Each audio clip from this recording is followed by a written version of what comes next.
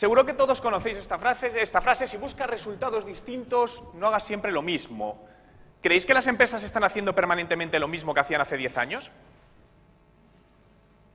¿O que están cambiando radicalmente? Muchas veces estamos viviendo una época de cambio muy grande y seguimos haciendo cosas que hace 10 años funcionaba, ahora funcionan menos, pero seguimos haciéndolas y al final no obtenemos los resultados que esperamos. Una situación como esta, la habréis visto en muchas ocasiones, de repente hay un señor que mira a otro sitio y te preguntas, ¿qué estará mirando? ¿El mundo?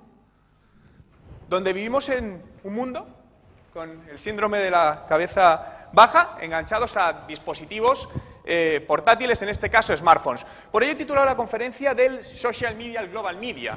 Realmente no es de redes sociales, realmente al final es una convergencia de todos los medios globales, medios tradicionales y medios digitales, donde estamos llegando a esto, ¿no? Pero hay tres factores fundamentales a nivel de empresa. Lo primero, el cliente se ha vuelto social. La tecnología nos ha dado voz, es decir, hace 10 años, antes de las redes sociales más conocidas que hay, si queríamos decir algo de alguien, de una empresa, de un producto, lo podías decir, pero ¿qué alcance tenía? Mínimo, lo podías hacer en tu círculo más cercano y llegaba a 20, 30 personas, pero a nadie más. ¿Afectaba eso a las empresas? No. Pero a día de hoy, gracias a la democratización de las tecnologías, de las redes sociales, cualquier persona puede decir lo que quiera y tener un alcance muy grande. Podemos estar descontentos con empresas, me viene a la cabeza Movistar, y puedes irte a Facebook, montar un grupo llamado Anti-Movistar y en 4 meses tener 40.000 personas que están de acuerdo contigo. Nos convierte en influyentes. Antes la influencia era complicada, ¿no? Aquí se habla mucho ahora de marketing de influencia. Para mí la influencia no depende del número de seguidores, ¿no? De followers, etcétera. No tiene absolutamente nada que ver, porque debemos hablar de microinfluencia y macroinfluencia. Microinfluencia la que afecta en un entorno más cercano al tuyo, donde el alcance en volumen es menor, pero la calidad es mayor, y luego la macroinfluencia, que es donde podemos hablar de celebrities o personajes públicos, pero ya todos podemos ser influyentes. Y nos volvemos en prescriptores. Si algo me gusta, lo recomiendo. Si algo no me gusta, no lo recomiendo. De tal manera que las empresas muchas veces siguen intentando vender productos cuando ya no pueden vender productos. Lo que pueden hacer es seducirnos. Realmente somos nosotros, somos los clientes, quienes decidimos cómo, dónde, cuándo comprar. Absolutamente todo. Y cada vez más. El cliente es social. Consumimos información, aprendemos de distintos medios, de Facebook, de Twitter, nos informamos por distintos canales. Nos gusta que las marcas hablen con nosotros, que se olviden de estas comunicaciones unidireccionales de yo solo hablo y tú escuchas. Todo esto está pasando, evidentemente, a un segundo plano. Y la realidad es que todavía muchas empresas no se están dando cuenta de esto. Muchas veces se utilizan los medios sociales, las redes sociales, como un canal publicitario más, cuando no son un canal publicitario más, y donde muchas veces están buscando conversiones, objetivos, que no están ahí, que no es el canal más adecuado para todo esto. Pero también se relaciona con gente muy joven. Fijaos, esto es un estudio hecho por Viral Hit en el año 2013, que es el porcentaje de gente por rango de edad que interactúa con marcas a través de redes sociales. Encontramos que entre el rango de los 18 y los 24 casi un 50%. 25 y 34 un 44%, de los 35 a los 44 un 37,5%, de los 45 a 54 un 31% y por encima de los 55 años un 27,4%. Por lo tanto, muchas veces las redes sociales solo se relacionan con la gente más joven y hay negocios que van a un perfil algo más elevado y dicen, no, esto para mí no me vale. Realmente, claro que te vale. Segundo, las marcas son sociales. Esto es un hecho redundante. Una marca tiene que ser social. Os decía, tenemos que seducir a los clientes. ¿Cuál es la distancia más corta entre dos puntos? La línea recta que los une. Esto es lo que sucedía con las empresas antes. Es decir, yo soy la empresa, este es el cliente y lo que hago es voy directo a él, cueste lo que cueste. Ahora mismo no. Ahora mismo lo que tenemos en esta parte de seducción es hacer un zigzag. Esto es como si te tiran en medio de una isla, en una punta de una isla, y te dicen que el tesoro está en la otra punta.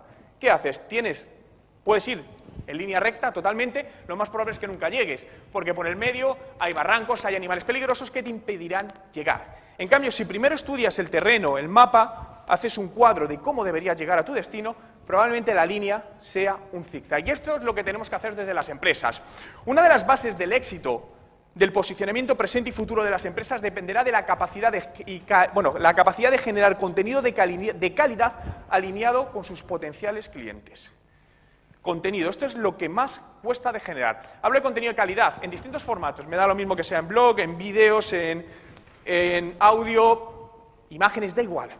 Pero realmente, cuando analizamos empresas exitosas en estrategias de social media, la mayoría tienen algo en común, y es que gran parte de su presupuesto y sus esfuerzos los ponen en el contenido. Porque la viralización te apoyas en los usuarios para conseguirla. Y con todo esto creamos una comunidad. Por lo tanto, 3 puntos. Lo primero, inspirar a nuestro cliente. ¿Cómo? Con contenido, no con contenido comercial. Lo segundo, con este contenido, ¿qué hacemos? Conectamos. Y en tercer lugar, alcanzamos nuestros objetivos. Es decir, insisto, ir directamente a vender ahora mismo a los clientes es algo que lo que va a hacer es que no consigas o que no obtengas los resultados que buscabas. Y tercer punto, la parte más de negocio interno, ¿no? En lo que llamamos el social business. Los procesos deben humanizarse, las empresas son personas. Y realmente lo que hace importante una empresa son las personas. Había un famoso conferenciante americano, que falleció hace 2 años, es Zig Ziglar, que decía que nosotros no construimos negocios, nosotros construimos personas y las personas construyen el negocio. Por lo que una empresa tiene que construirse desde dentro. Me da lo mismo que sean 2 personas trabajando que 3.500. La base es exactamente la misma, los protocolos que se lleven serán obviamente distintos. El trabajador y el cliente es lo más importante. Lo más importante de una empresa no es su presidente, no es el consejero delegado. Es decir, las empresas siguen pensando en su egocentrismo corporativo, donde primero va yo, y ya si eso, el cliente. ¿Consideráis que la mayoría de empresas en España tienen un buen servicio de atención al cliente? ¿Lo podemos considerar penoso? ¿Creéis que si una empresa diese un excelente servicio de atención al cliente sería un valor diferencial para comprar esa marca y no el precio? Totalmente. Entonces, realmente es esto, las empresas siguen sin fijarse en las necesidades de los clientes, sin darnos lo que realmente queremos. Sí, nos dicen que somos lo más importante, pero realmente no lo cumplen. Y debemos siempre pensar en términos de calidad y no de cantidad. ¿Cuál es la obsesión de la mayoría de empresas en redes sociales? Tener una horda de followers, de fans. ¿Para qué? Absolutamente no lo saben ni ellos, ¿no? Después de 3 años se preguntan, ¿no? ¿Y qué hago yo con 2,5 millones de fans? Pues absolutamente nada. Porque ¿qué es lo único que tienes? Un nombre y una foto. ¿De qué te vale eso? Absolutamente de nada. Entonces, esto es una parte estratégica que primero nos deberíamos haber dado cuenta. Y se busca este famoso ROI en redes sociales. Siempre nos dicen, ¿y cuánto vendo yo en Facebook? ¿Cuánto vendo yo en Twitter?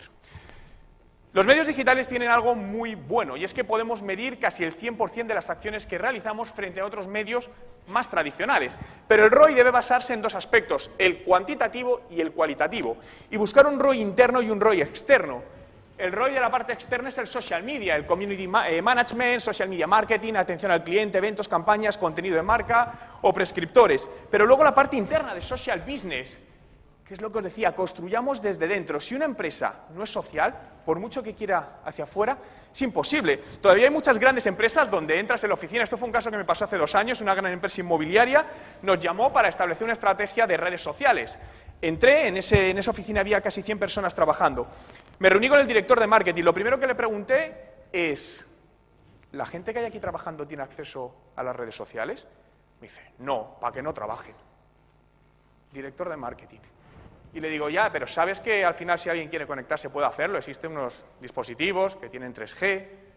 Si alguien quiere hacer algo, ¿no? Esto es como cuando yo recuerdo que estaba en el colegio y mi madre me mandaba a estudiar al cuarto y no quería estudiar, al final me tiraba 3 horas mirando una mosca haciendo el tonto y parecía que estaba estudiando, pero no lo estaba haciendo. Por lo que no se trata de prohibir, sino de protocolizar y procedimentar. Porque esta es la evolución, venimos de medios digitales puros y duros, digital media, digital business, social media y social business, que es la parte a la que estamos llegando en este momento.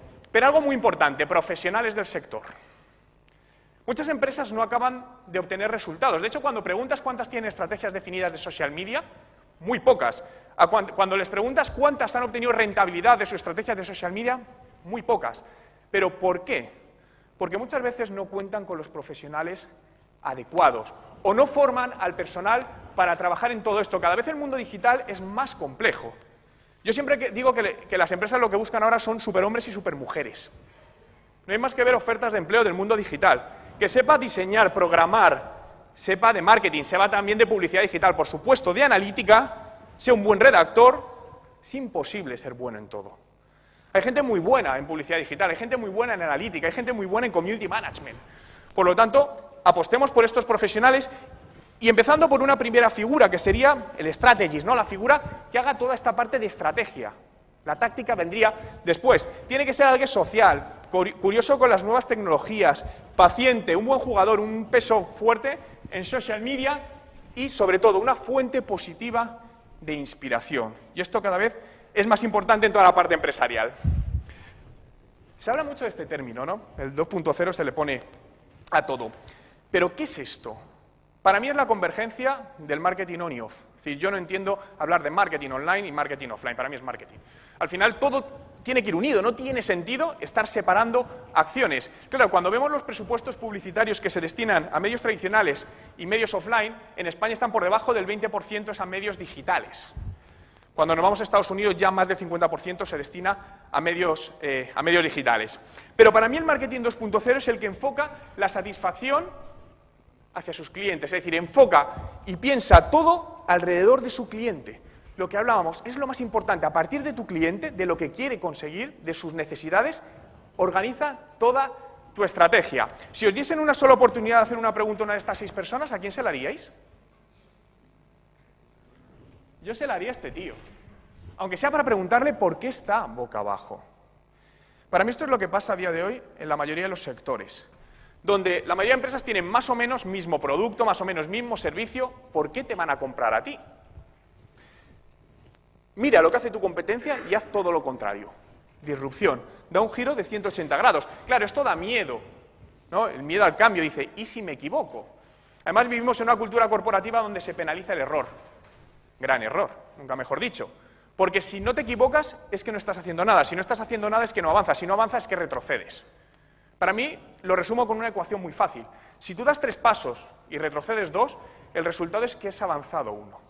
Si tú no das 3 pasos, al final vas a estar retrocediendo 2. Eso es lo que está pasando a día de hoy a muchas empresas. ¿Alguien conoce la estatua de Charles Latrobe en la Latrobe University, Australia? Es esta. ¿Le veis algo raro? ¿Qué tiene raro? Pero es una estatua normal, tiene su base y su señor de bronce encima, como todas. Solo un cambio, un giro de 180 grados que la hace especial. Y ha hecho que esta estatua sea famosa. Si esta estatua estuviese colocada como el resto de estatuas, no se fija en ella ni el tío que la creó. Ese giro lo ha hecho especial. No se puede gustar a todo el mundo. Habrá un 20% de gente que diga, joder, pues qué pena dar una vuelta a una estatua, vaya manera de estropear una estatua. Pero hay un 80% que dice, joder, es distinta, me gusta. Esto es lo que tenemos que hacer, dar giros de 180 grados a lo que estamos haciendo. Me da lo mismo si es un proyecto que vais a emprender, si es una empresa que ya está constituida, lo que sea, pero buscar maneras diferentes de hacer las cosas. El momento que estamos viviendo yo lo comparo con un gran tsunami digital. Un tsunami que está arrasando con gran parte de los modelos de negocio tradicionales y solo las empresas que sean capaces de adaptarse rápido sobrevivirán. Lo decía Darwin, no sobrevive la especie más fuerte, sino la que mejor se adapta al cambio. Y a día de hoy habría que añadirle una palabra, rápido. Sí, me he adaptado, he tardado 7 años, muy bien, estás fuera. Gran ejemplo, Blockbuster. Ejemplo por excelencia. Una empresa con una cuota del mercado superior al 75%, entró un nuevo competidor, Netflix, la tiró para abajo en pocos años. Nadie se esperaba que eso sucediese. ¿Cuántos compráis un CD de música al mes en formato físico? ¿Podéis levantar la mano? ¿1? Si hiciésemos esta pregunta hace 10 años, muchísimos levantaríamos la mano. ¿De dónde sacáis la música? Spotify, Deezer, Napster, Groupshare, plataformas. ¿Cuántos tenéis Spotify de pago? ¿Podéis levantar la mano? Vale. En España, casi medio millón de personas pagamos 9 euros al mes por tener la música que queremos en nuestro teléfono móvil, que va siempre contigo, pero ¿qué hace la industria discográfica? ¿Qué nos sigue intentando vender por encima de todo? Un CD. ¿Qué hago yo con el CD? ¿Lo pongo aquí? ¿Lo meto en el ordenador, que los nuevos ya no llevan ni lector de CDs? Es uno de los claros ejemplos de una industria, como hay otras, que están adaptándose a unos pasos demasiado lentos. Por lo tanto, se están abriendo nuevos caminos donde antes no los había y que además están empezando a saturar. Por lo que es importante que estas nuevas vías de hacer las cosas, entremos en ellas lo antes posible. Y hay otro factor en común. Fijaos, las empresas están reduciendo su hegemonía.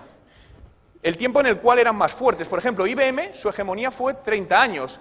Si nos vamos a Microsoft, fue 15 años. Google dominó prácticamente sin competencia durante 8 años y Facebook comenzó su reinado en el año 2010, aproximadamente. La pregunta sobre Facebook es, ¿cuánto durará? ¿Os estáis cansando de Facebook? ¿Por qué? Hay un agotamiento latente desde hace aproximadamente 2 años. Seguimos estando porque está la gente. Es decir, Facebook tiene los días contados, totalmente. Que no quiere decir que a día de hoy no sea útil, a día de hoy es súper práctico. Pero yo siempre digo, debemos guiarnos por el carpe diem, aprovecha el momento. Si hoy funciona esto, utiliza esto. Si mañana no es esta y será otra absolutamente. Pero toda la vida sigue este proceso. Nacemos, vamos creciendo, nos hacemos mayores, vamos envejeciendo y moremos. La campana de Gauss de cualquier negocio. Esto es lo que pasa. Lo que pasa es que este tiempo máximo está cayendo. Cuando os decía que Facebook está muriendo, me envaso en datos. Esto es un dato, lo cogí justamente ayer, del interés de Facebook en España desde sus comienzos. Fijaos la campana de Gauss y aproximadamente en el 2013 empieza a decaer. ¿Cuándo Facebook dejará de ser efectivo? Probablemente cuando llegue a este nivel. Es raro que esto de repente haga un pico para arriba. Facebook 0. El momento en el que el alcance orgánico, es decir, no pagado de Facebook, sea 0. Prácticamente ya. Si ahora mismo las empresas siguen, por ejemplo, sin invertir en publicidad digital en Facebook. Para mí es la mejor publicidad que existe. Publicidad barata, hipersegmentada, es como la televisión, pero pudiendo llegar a quien quiere, es decir, masiva, pero hipersegmentada. Y donde no hacen más que publicar en sus páginas de Facebook pensando que la gente lo ve. Cuando el alcance orgánico medio está por debajo del 3%. Por lo tanto, si no pagamos, no invertimos en publicidad, no somos visibles. Por lo tanto, ¿para qué estás haciendo esfuerzos? Se hizo un estudio el año pasado por Ogilvy sobre la visibilidad orgánica de las fanpages, en este caso hasta 500.000 de fans, cómo fue decreciendo en el tiempo. Estamos hablando de febrero de 2014, era un alcance del 6%, poquito más. Y las que están por encima del 500.000 todavía es más bajo, estaban en un alcance del 2,11%. Conclusión de todo esto, que al final si queremos aprovechar Facebook como fanpage, o sin fanpage me da igual, la rentabilidad está en el formato publicitario. Bien usado, ¿no? Porque muchas veces decimos, no, es que he utilizado Facebook pero no me ha funcionado. Campañas, por ejemplo, que hemos visto donde 2/3 de los usuarios de Facebook España lo manejamos desde dispositivos móviles. Hago una campaña en Facebook, llevo a mi posible cliente a mi página web que no está adaptada a dispositivos móviles. Es que no me funciona la campaña de Facebook. ¿Es la campaña de Facebook o es probablemente la estrategia o la coherencia en todo el proceso de marketing? Probablemente será la segunda opción la más válida. Pero como en todo y cada vez más hay cosas que no tienen explicación. No sé si os acordáis de estos teléfonos que se hacían unos nuditos. ¿Por qué? No sé. ¿Por qué pasaban esos nuditos? No sé, pero te dedicabas a quitarlos. O cosas tan absurdas como por qué separado se escribe todo junto y todo junto se escribe separado. Es decir, no tiene ningún tipo de sentido. Es algo totalmente absurdo. Pero esto es lo que pasa en social media, es decir, hay muchas veces que ciertas acciones no nos funcionan y no sabemos el porqué, no acabamos de identificar el porqué. Cada vez más es prueba, error, prueba, error, prueba, error. De hecho, a lo largo de todos estos años ya he sacado más o menos una estadística. De cada 10 acciones que hacemos, 8 nos fracasan, pero 2 no funcionan. Y esas 2 que nos funcionan son gracias a los otros 8 intentos de éxito. Fracaso, cada uno lo puede llamar como quiera. Pero realmente es necesario. Si queremos ir directamente, no, es que yo quiero saber lo que me va a funcionar, pues buena suerte. Es decir, todavía esto está muy complicado de hacer. Pero si nos preguntamos cuál es la relación actual entre consumidores y empresas, a mí hay un vídeo que lo define muy bien. Y es un vídeo que tiene bastantes años, pero refleja la situación que hay hoy en día.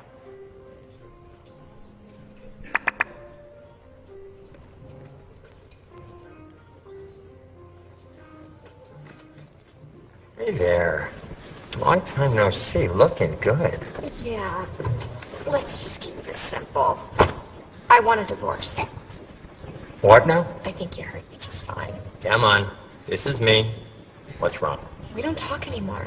I just put down $1 million on a TV commercial just to talk to you. Exactly. You do all the talking. I never get a chance. Talk on our website, can't you? Sure. If I want to say, order this product. See? It's not exactly a dialogue. What about the print campaign, You can't tell me you missed a billboard in Times Square. That was like a 200-foot-tall declaration of love. You're saying you love me, but you're not behaving like you love me. It's not genuine. I don't know. The agency said I was genuinely being funny. genuinely being charming. They said you would love everything I did. Keep your voice down. You're not doing a radio commercial. Look, whether you're funny or not, it's just I've changed, and you haven't. I mean, we don't even hang out in the same places anymore. You're not even listening, are you? Coupons. You want coupons, don't you? Look, come by the store. I got 2 words for you. Loyalty, redemption. All right? That was it, wasn't it? Let's just hug. If you knew me, you'd know I don't care about that. No, sweetheart, I know everything about you. You're 28 to 34. Your online interests include music, movies, and laser hair removal. You have a modest but dependable disposable income. Am I the only one not getting the problem here? Oh, come on. Don't be like that. Oh, I'll tell you what. Come back here tomorrow. I'll give you the chance to win a Bahamas vacation. There's a small chance, minuscule, but technically still a chance. ¿Creéis que esto es lo que está pasando a día de hoy con Wanna las be like the old empresas days? y los consumidores? Yo me quedo con una frase.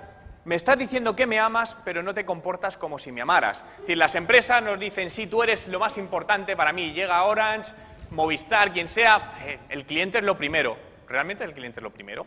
Al final, esto no es la realidad. Nos venden una cosa y nos transmiten otra. Está llegando el consumidor del futuro, el año 2020. Está aquí al lado. Seguimos pensando en planes de marketing para vender hoy. Pero, ¿y dentro de 4 años? Es decir, lo que sucede en las empresas, en los...